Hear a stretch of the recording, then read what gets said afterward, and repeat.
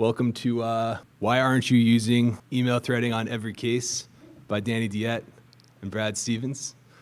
We're both from Complete Discovery Source, as you can see by our shirts. I am a data scientist and e-discovery consultant, and Brad is our Director of Professional Services, my boss. So just to talk real quick, I want to give a huge thanks to Dan. This actually, the whole course sort of started on an article Dan wrote earlier this year, and it kind of started as a real kind of tongue-in-cheek, hey, why aren't you using email threading in every case? But the more we sort of thought about it, and the more we looked at it, the more we realized that we feel email threading is just drastically underutilized. There's so many different applications for it, so many different workflows. I mean, with the addition of email visualization and all these other cool different features in Relativity, I mean, we really do feel like it's pretty much criminally underutilized. So that was kind of the genesis for the whole talk and this whole course. Quick poll of the audience. How many of you are intimately familiar with email threading and sort of just here for the analytics credits? Not too many. All right, that's cool, because we're going to go through kind of a very, introductory level overview of what it is and what it can do for you, and sort of the workflows that we use it for on a daily basis with our clients, or we try and sell to our clients on a daily basis. And later on, we're going to go through some of the barriers and misconceptions that our clients have. So if any of you work in a lit support group at a law firm or at a vendor, hopefully we'll give you some good tips on how to sell it and get your lawyers using it more, understand the benefits, and sort of go through some of the comments that we receive as to why people don't use it. We see them pretty frequently. The first one will be probably the number one thing that you guys hear, but and then we'll also kind of walk you through our responses to those and how we hopefully convince them otherwise. And again, a quick poll. So how many here are from the law firm side? Okay, great. How about service provider side? Okay. And then end clients, corporations, direct users? Okay, perfect. Just want to get a feel of the room. Very helpful. All right, so let's move into our introduction. You want to handle this with your... Sure. So, we kind of like to start with the basics here. So a lot of people, really don't know. There's a lot of confusion out there. Just to recap, email threading, what is it? There's a lot of different terminology people use. Some people call them, chains, threads, branches, trees, but it's all essentially the same thing. It's sort of taking an entire email conversation from the initial email, incorporating all the replies, all the forwards, all these side conversations that tend to branch out, and sort of consolidating all of them into one, separate thing. One integrated thing.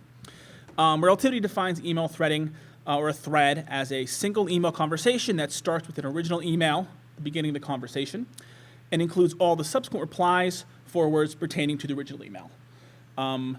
Dan always likes to know, most of you are probably already using threading already. iOS and iPhones do it. Most of the free email services, Outlook, most email services typically do this right now. And we have a little screenshot, down below that shows how it works. And essentially, takes all the different replies and conversations regarding one email and kind of consolidates it into, one particular line item. This typically makes email much easier to review, on your own devices, and just sort of is a much smarter way to organize everything. Anything to add? No. So, I mean, as we were saying, you wouldn't really want to use your inbox if it didn't have threading, with the exception of Brad, who doesn't put threading on his phone. Everybody else sorts their that's how you search your email. So we really don't think that it makes any sense to try and, run a review of not just one inbox, but, multiple people's inboxes without, at least giving this some consideration. In Relativity, threading of emails is handled by the analytics server.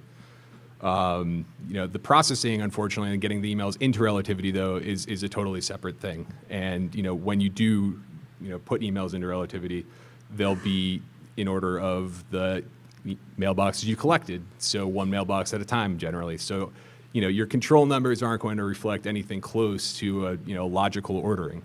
There is a conversation index option that you have, and that's automatic. But it's not something that is going to be provided for Gmail at all. And it also, might not sort perfectly. It might not, it's very flawed. It only applies, first of all, to the parent email. It's not going to be something that populates to the attachments. So it makes sorting that much more complicated.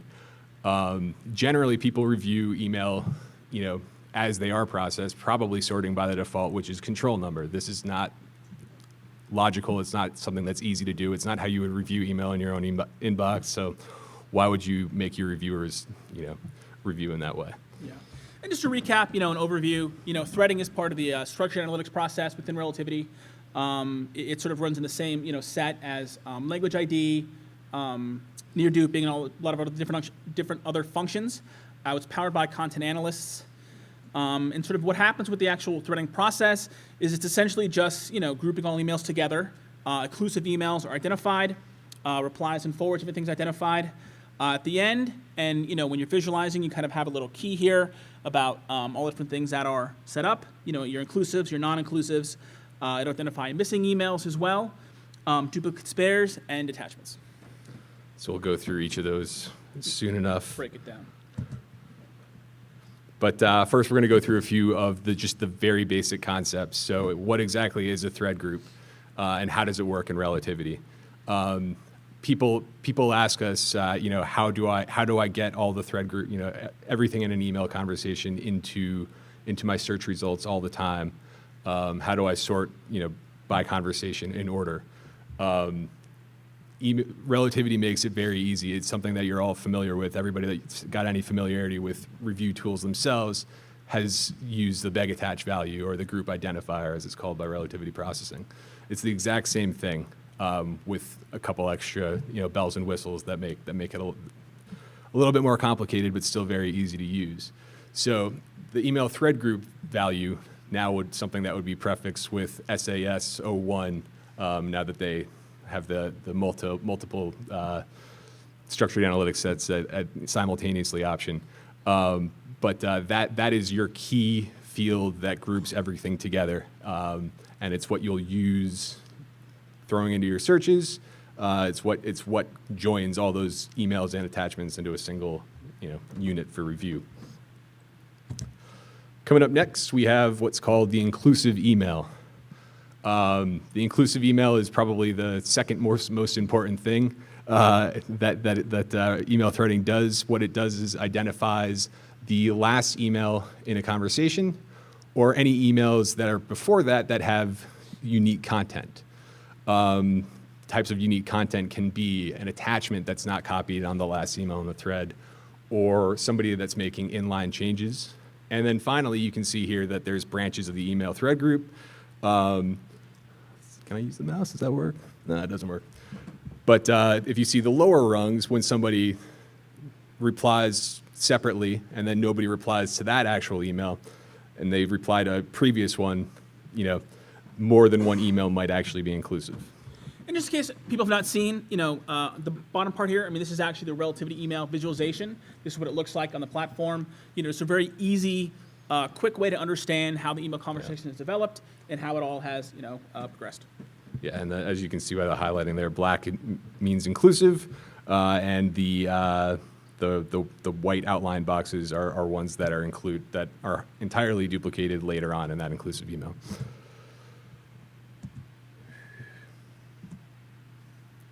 And next we have what's called the duplicate spare. When you dedupe during processing, it requires an exact match, both metadata and body text. And frequently when you collect from different custodians, or when you collect from different sources for the same custodian, so for example, an Exchange server and their laptop, where the emails are stored separately, those emails might not dedupe out during processing. So this is sort of a tool that you can use as a secondary dedupe option that will identify emails that are on your database that have identical content, but didn't dedupe out for whatever reason. Often you might not have deduped as well. You might have done custodian level deduping versus global deduping. Those would be other reasons that you might have these types of duplicate spares. In Relativity, this is another field. It would be SAS01 or whatever you prefix your structured analytics set with. and then it would be email duplicate spare. And what it does is it selects one to be the winner. One of these duplicates are going to are going to receive a no value. The rest will receive a yes value.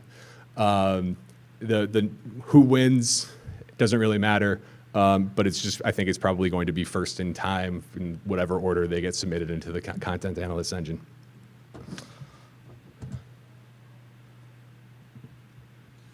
So next, just want to touch on some of the very common real-world workflows. These are the things we really recommend our clients and different people actually use email threading for. As we say, there's a lot of different uses, many different ways to use this. These are kind of what we feel are the most powerful. And at a high level, the whole goal of data analytics is to sort of increase speed, efficiency, and quality. And sort of the way you're going to do that is by reducing your review population, limiting the amount of docs to review, or increasing your review speed and making some reviewers just go quicker. And then of course increasing quality and accuracy. And there's many ways email threading can help you do this. All right, so we'll go through each one of those and how to accomplish this in Relativity independently.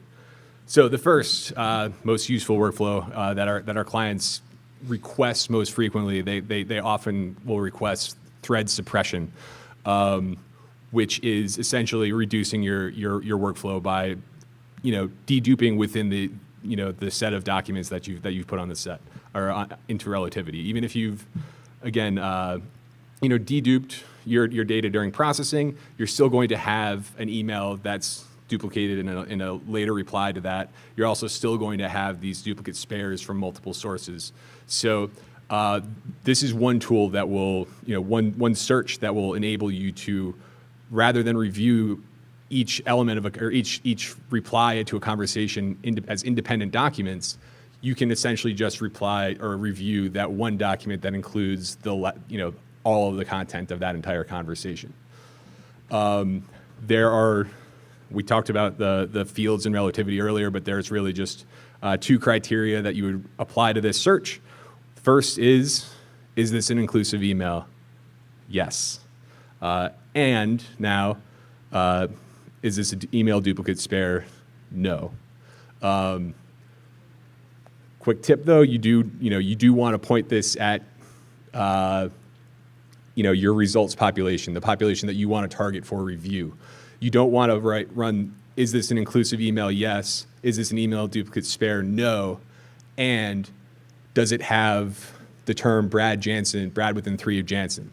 Why? Because you're not searching the attachments in the data collection by doing that. You're only searching the actually inclusive email that are not duplicate spare. So first you want to create the population. This is the population I'm looking at. If you run an STR, if you just run another culling tool to get your population down to a set that you think might be potentially responsive, reviewable, following that, point this search at that population, and you'll essentially deduplicate within that search. Also, of course, include families, include attachments. Many reviews have failed tremendously for that simple mistake. Now, this is not always an option. Why? For one, you might have a priority custodian that you need to produce everything for.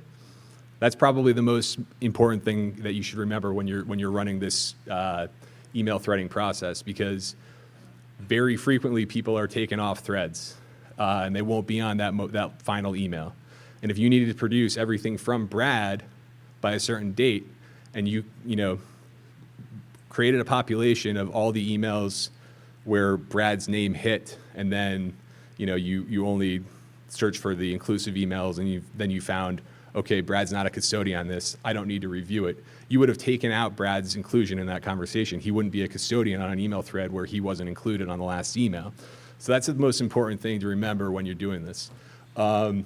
Additionally, sometimes you won't be able to, based on the other party doesn't want, maybe they don't trust Relativity's email threading. You might just need to produce every single document that was collected. So sometimes that might be the type of thing that the other side isn't willing to accept. But generally, when we do propose this, it is something that the other side is agreeable to. The one thing that I can think of that where also might be an issue is if you're using technology assisted review or RAR as well, your most inclusive email might have 2 sentences of relevant content at the bottom, and then be 20 emails back and forth about Brad's birthday next week. So that might not be the best example document. Obviously, you can handle that in TAR in a different way by clicking the excerpt text box and only using that as your example, but it complicates the workflow and that review a little bit more, so it's another consideration to make. Anything else you want to cover there? So another thing we think is really underutilized is just simply sorting your review batches and search results even without suppression by in an email threading view. Most people, a lot of people think of using email threading with batching when it comes to sorting batches, but we find very few people do it when looking for just general search results. If you're just running a typical keyword search or just trying to find a collection of documents, it can really be beneficial to sort your view and sort your results in an email threaded view to make it much more easy to review, much more efficient, and much quicker. So, our advice to be is anytime you're searching large collections of email, set up a view and sort it by email thread. Yeah, it's again one of those things that really just makes sense. If you're a reviewer and you click a document, even if you don't want to use email threading as a deduplication tool, if your first document is the first email in a conversation, and then your next document is the reply to that email, you're going to know what you're going to code right away. So, if you're making redactions, you're going to know where to go to apply those redactions. So it's something that speeds up the process tremendously for them. And if you're not paying reviewers per document and paying them by the hour, that's the type of thing that can really get more bang for your buck.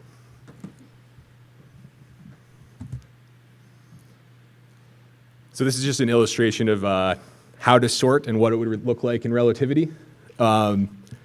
When you do apply that sort to your search, you would need to apply this, just a warning, both to your search. Well, actually, you don't need to apply it necessarily to your search if you're going to create batches afterwards, but you would need to apply it to your view. And in the view, the reviewers will now see, using that sorting tool, email thread groups grouped together. As you can see there, it's highlighted with the A67. All those are in part of the same conversation. In the email threading display column, which is their sort of visualization, you can see that these are all related to the exact same subject.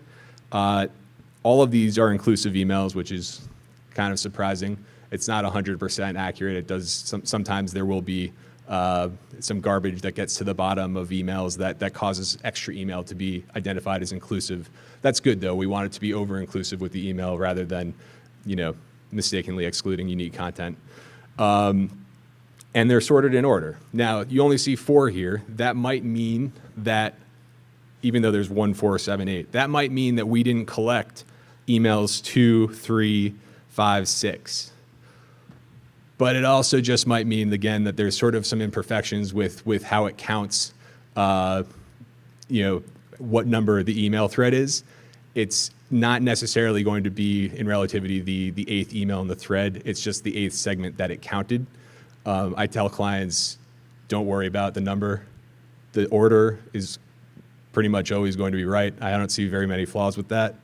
And the identification of inclusives is generally, has always been right up until a recent defect that was totally fixed. All right, so any sort of quick question at this point any about the questions workflow on we've that gone over sort so of far? Have you seen success with putting the order the opposite way so that the reviewers see the most complete part of the thread first and then they narrow their work down? It's very, very much reviewer specific, I think, and their preference. We have one firm where our primary contacts, the lit support managers, that's how they want it sorted in reverse chronological order, and you can do that very easily, just making that one field, the indentation field, descending. But when I talk to, we have reviewers at CDS as well, and when I talk with our project managers, they prefer to see the first portion of the conversation and then see the reply to it, and then go in that direction. Personally, I would love to see, I think, the reverse. I would love to just read the whole chain, and then now I know how I'm going to code my next 8 documents. Maybe by the 5th email, it's not responsive anymore. I don't have to worry about it. But I think that's totally a personal preference. The good news is you actually can make that the type of thing that is independent, or they choose individually, just by adding. Well, one thing you could add is just the sort date to the columns and let them click on the top of the column, or you can add the actual indentation field as a column that they can see, and then they can click. Actually, I guess that wouldn't really work now that I think about it. That would resort and lose the email thread groups, but you could provide 2 different views, and then they could have their own options. Yep. So another real powerful workflow with threading is visual quality QC and quality checks. Again, this is an example of where a lot of people tend to think email threading is mainly as a review methodology for first pass review, but because of the new visualization and the color coding, it's really easy to spot weird kind of coding quirks. If one of these emails earlier, for example, was marked non-responsive, the first 3 were responsive, last 3 were responsive, pretty good indication that email was coded incorrectly for relevance. So visual QC, another very powerful way to use threading.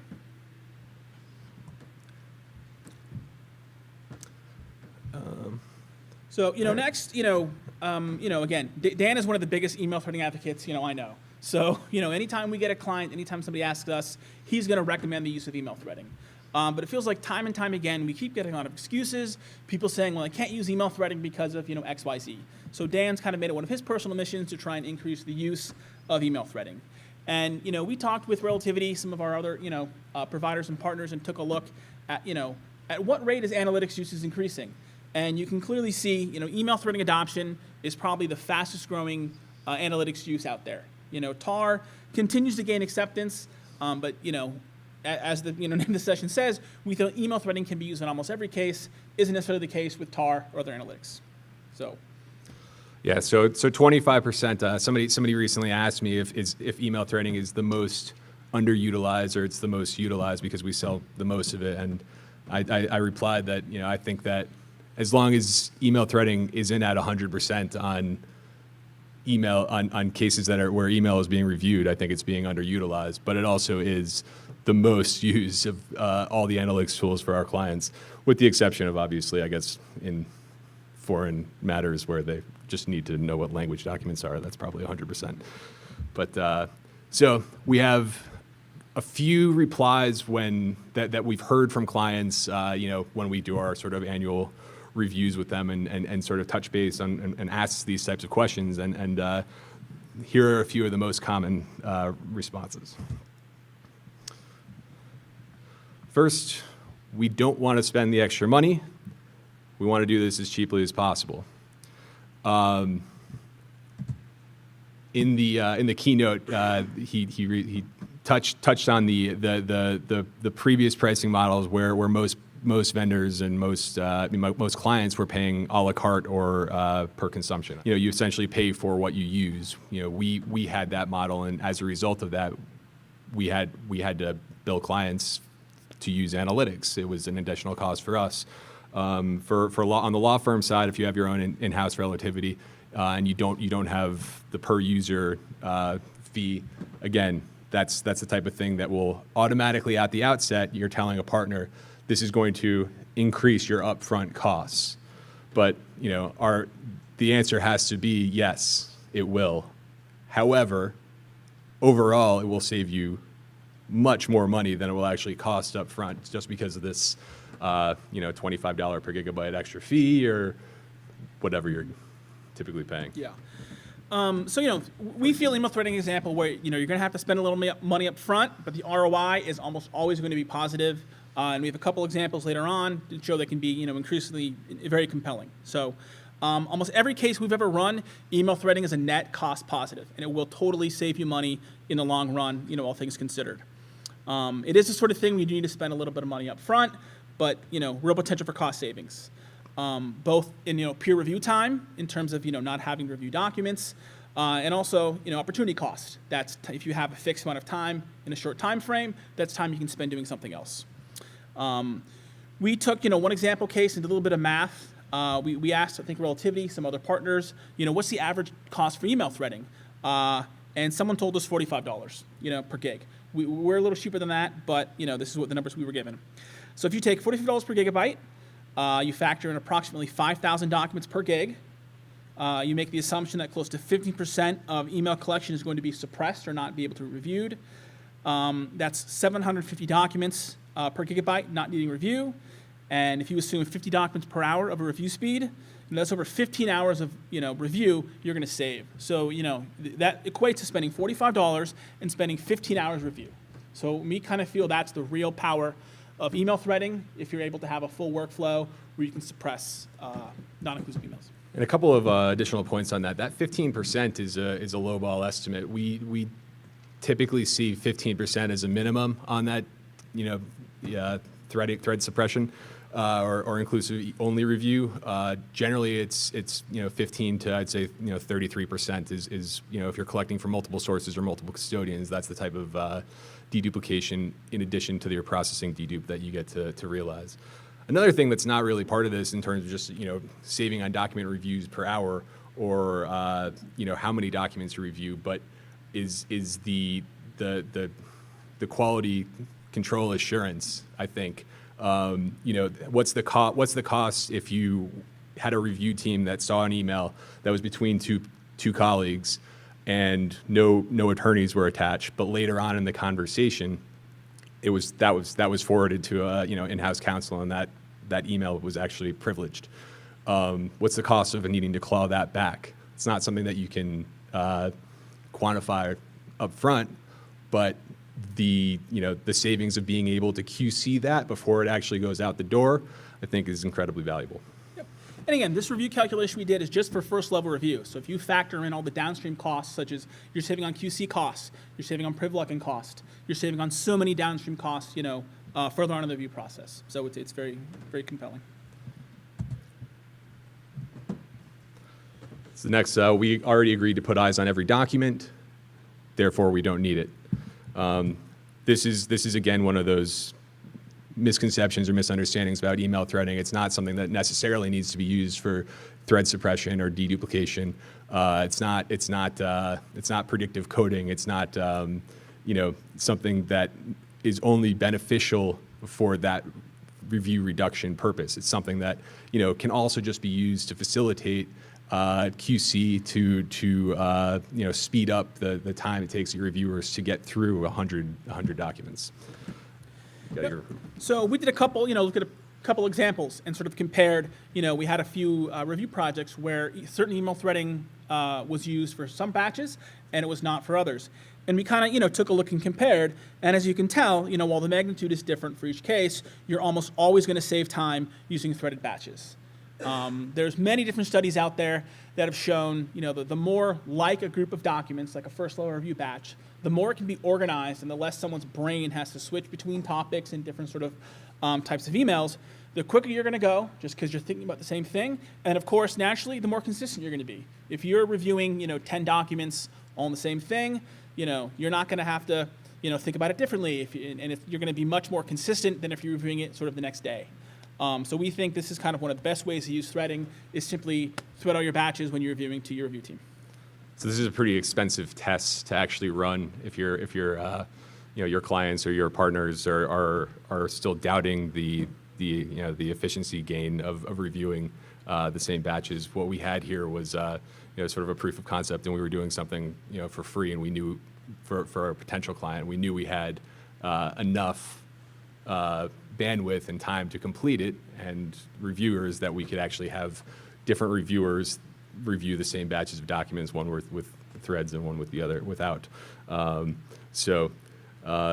Not always something that it's going to be, we can't just give a number, it's going to be 40% faster or something along those lines. It's obviously going to be reviewer dependent. It's obviously going to be, data type dependent, but, again, something that just a quick test where we did this with 20,000-ish documents was very telling. Yeah, but we do feel at the end of the day, I don't think that there's anyone out there who could argue that if you're threading your email batches versus just batching them out in random or doc ID order, your review speeds are going to be quicker and your end product is going to be more consistent and more accurate.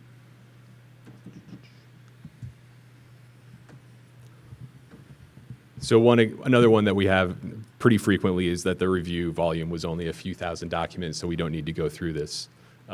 This is actually probably almost as common, I think, as the the cost element, and it's similar. But obviously, email threading isn't like predictive coding where your gain on 5,000 documents is going to be slight, whereas your gain on 1 million documents is going to be exponentially greater. This is actually more of a linear type of, I didn't click on the answer slide. This is really a type of benefit that's going to be the same no matter how many documents you get. If you run a term search and that's how you identify your review population, that term is going to hit on the same conversation. It doesn't matter if that term hit on 100 documents or 100,000 documents. If that term is relevant, there's probably going to be replies and forwards of those emails. It's going to be something that the people at the company talked about. So it's the type of thing that will save no matter what, the actual volume. Yep. So I like to say if you have enough email to where you're putting it in a review platform, it's probably going to benefit from email threading in some way, shape, or form. Again, taking the lowball estimate that suppression will knock out about 18% of your volume. That starts to add up. If you think, every search someone runs, every time you batch documents, you're saving 18%, over time, even for a small data set where you're running a bunch of searches, it's going to add up overall, and it's going to be a cost positive.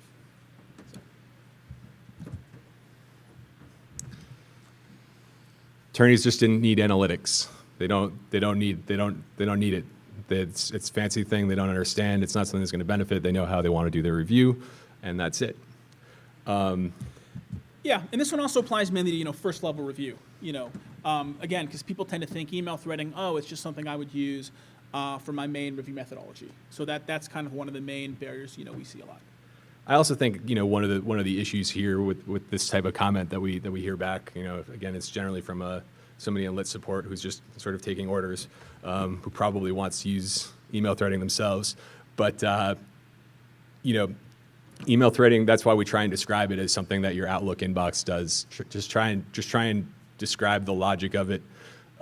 It's not they call it analytics, but it's actually a very pretty simple thing that everybody uses every day. So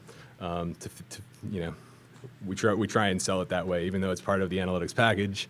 It's very basic. Mm-hmm. And again, so just a reminder, threading is not just for first level review. One of the big things we see is priv logging and depot prep. We have clients that'll just send us, a bunch of emails saying, well, here's the one, my partner identified, find me the most inclusive thread. And if you're not running threading, that's a very manual process. But if you've run threading, that's literally, 2 clicks. So, the recap, again, think of threading not just for first level review, but almost every single part of the review process. It can come into play somewhere. So we didn't do any collections. We're not reviewing for production. It's just a received production from the other side. So we didn't really think to use email threading. We didn't think it applied. This is pretty common, and you might actually it might be challenging to identify which documents are email in a production that's devoid of any useful metadata. But luckily, Relativity is able to assist with this. So you can use email threading even if you don't have from to CC, BCC, subject, sort date, whatever other great metadata is out there. All you really need to be able to do is identify the parent documents, and it's going to thread whatever it can using the extracted text. That's what it uses primarily, unless those are in there. It's not as perfect, but would you rather have 0% of your documents grouped together or 75 or 80%? I would definitely take the latter any day. So I always suggest run it if you can. If you know that there's email in this production that you received, run it. See what you can dedupe out, or see what you can just sort together so you have an easier review. Yep. And again, a lot of time there's restrictions on your own workflow. The other side may say when reviewing and producing your own documents, you can't use threading, you can't do this. But when reviewing an opponent's data set, there's no restrictions. There's nothing stopping you from using any workflow you want. So we feel third-party productions and opposing side productions are a great case for someone to go ahead and use threading. One recommendation we got actually from Jacob at Relativity in the past, he basically had a case where they would continuously run rethreading for every rolling production. And as people were coding documents, you could kind of easily see for those new documents that dropped in the middle of the thread, how are documents on each side of the chain coded. It's just, we thought it was a really cool, way to use threading like that.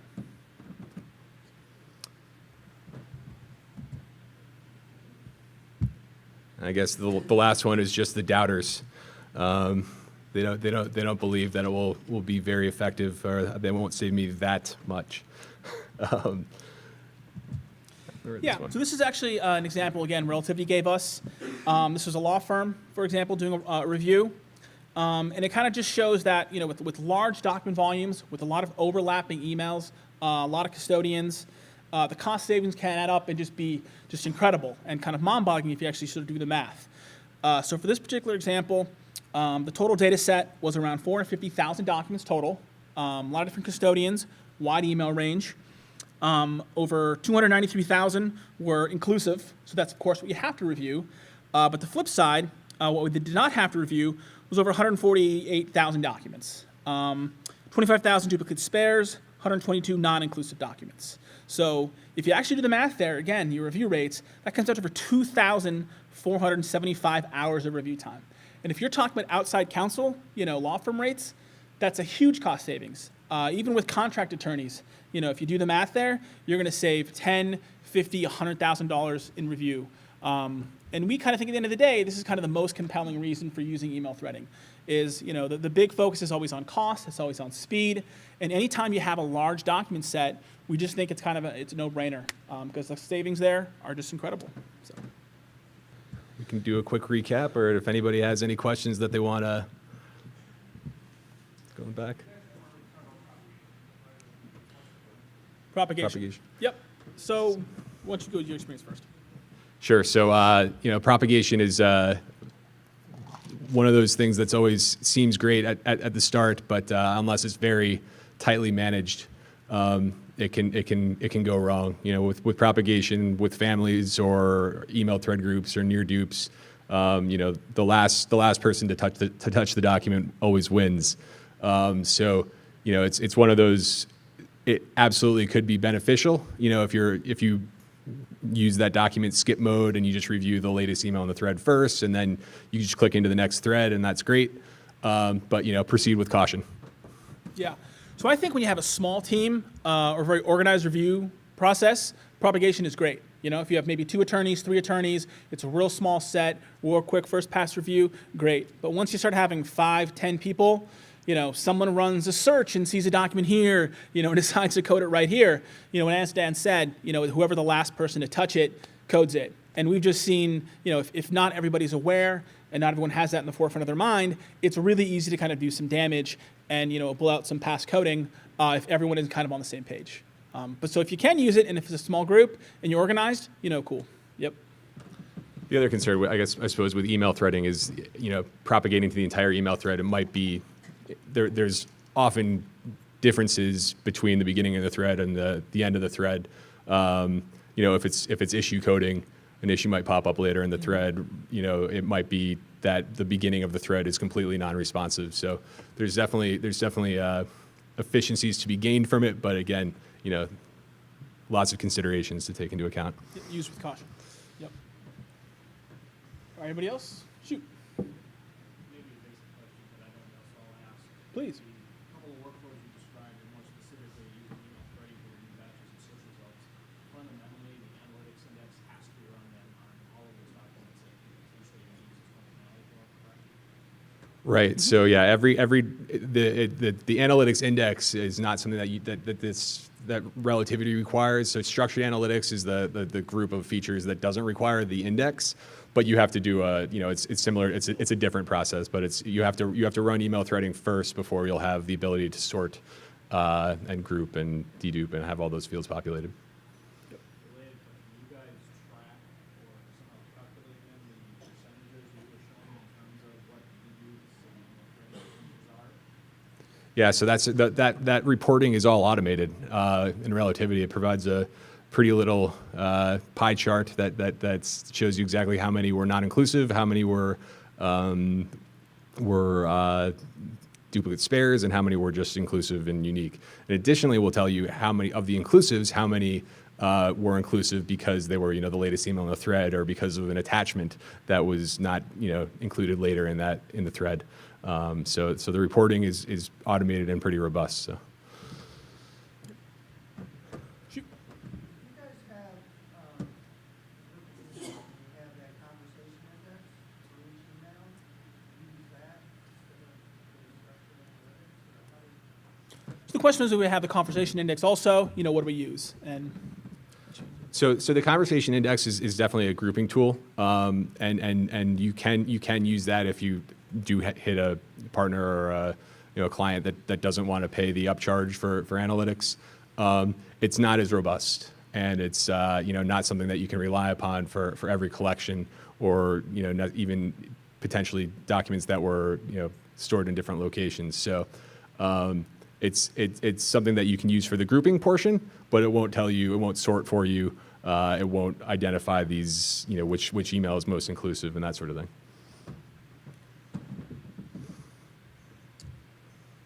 other questions? No?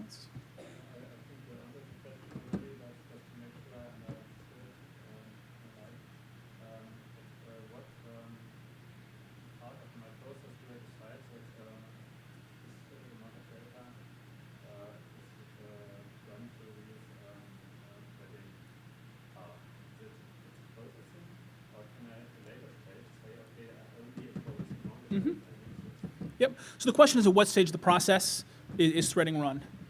And Sure. So this is only going to be on data that you put into your Relativity database. I'll be honest, I know that Relativity now sells like an ECA platform, and I'm not sure if that would be something that you could apply to the documents in ECA and then push over to whatever your review workspace is. But so I can look into that and get back to you if you want to go to the speech again tomorrow. But it's processing first, publish, and then generally you would that's when you would run the analytics. yeah, so in short, yeah, you must process in order to run any sort of email threading, and which applies for all the structured analytics. Yep. Any other questions? Shoot, please. Talk a little bit about the text aspect of this. Is it using just extracted text, or can you combine what might be manual or dedicated OCR in one field, or a couple fields you can mix and match? Talk a little bit about how that works. So when you're setting up, the structured analytics set, there's something called an analytics profile, and you have the ability to add fields that the analytics can work from, or if you don't have those fields available, so you can input, this is my email from field, and et cetera. If you don't have that available though, you can again just run it on the extracted text. It's going to be looking for from to subject, and then segmenting that way. So if you do have OCR, it's probably going to be a lower success rate.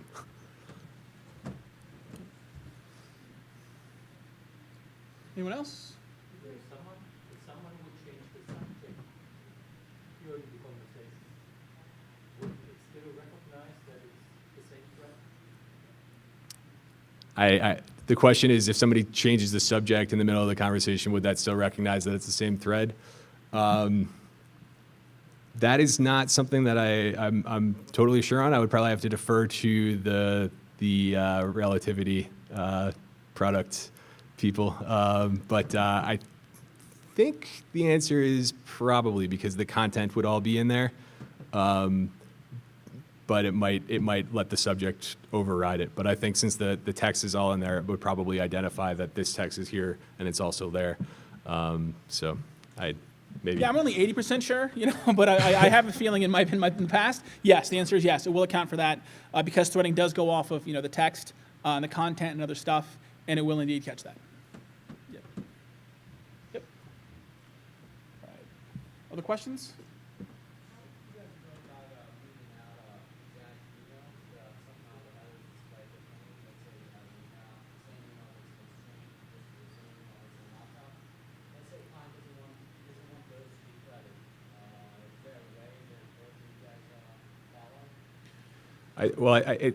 The question is, if you have two different email collection sources and you want to just exclude one of them, I'm not sure that email threading would do that. What if you do thread those together and there were duplicates? That's where that email duplicate spare would be something that would be very useful. But generally, if I wanted to just make sure that anything was completely excluded from my threading analysis, I would probably go to the source or virtual path field or whatever identifies where the collection came from. Just run a search for everything else.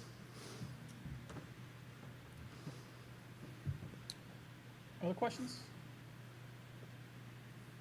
No? All right. So that's our presentation we had. Thank you very much for your time. We appreciate it. Thanks, everybody.